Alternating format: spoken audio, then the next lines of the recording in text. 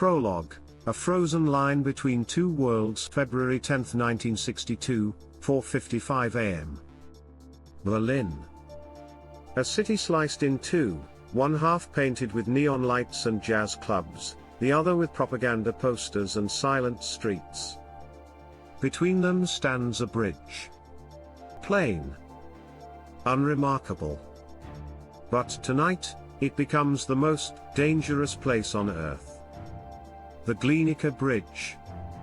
Flanked by guards, watched by snipers, and cloaked in fog, this steel skeleton connects Potsdam, East Germany, to Wannsee, West Berlin, and for a few brief moments, it will also connect two sworn enemies. On either end, two men wait in silence.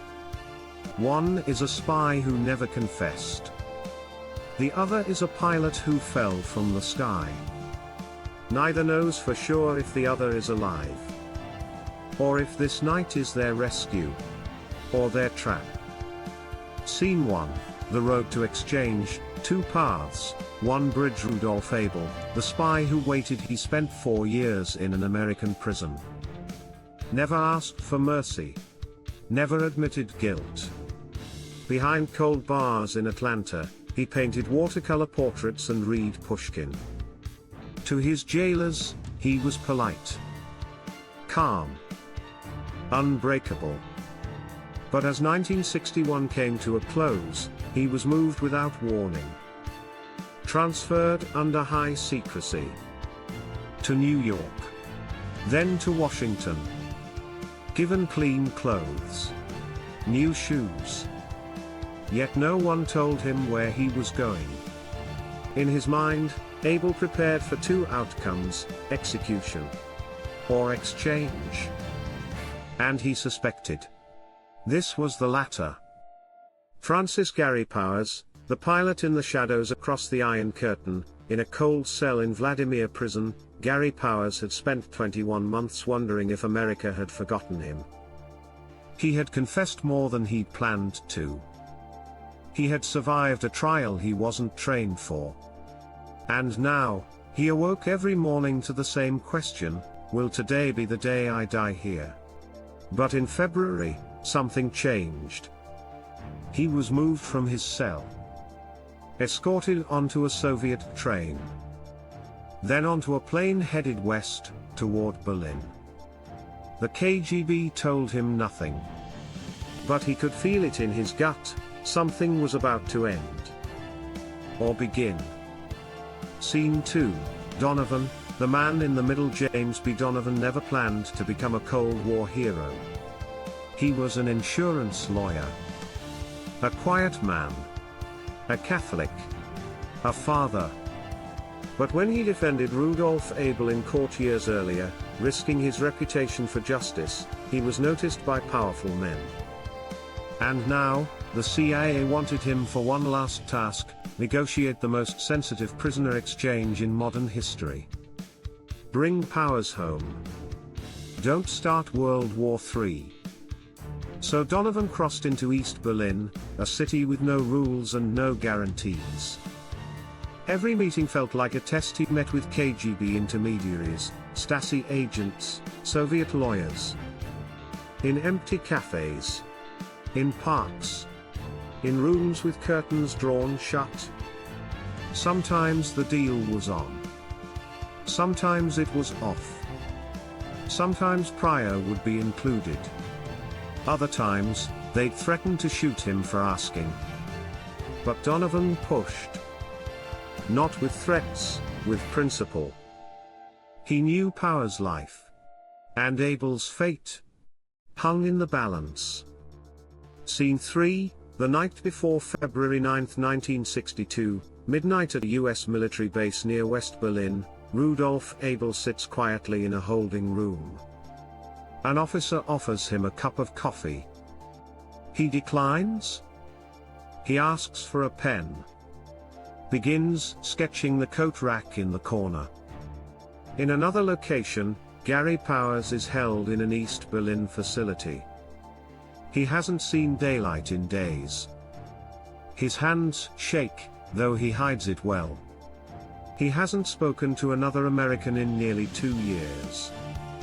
They do not know each other, but tonight, their fates are joined.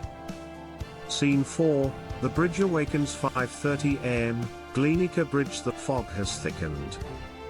The trees stand like statues. The snow is untouched. Only the distant hum of engines breaks the stillness. From the west, a black car pulls up. Inside, Donovan, Abel, CA handlers. From the east, another car approaches. Inside, Powers, KGB escorts. Stony silence. The two cars stop at either end. Spotlights flicker on. Walkie-talkies buzz with coded phrases. A Soviet colonel steps out.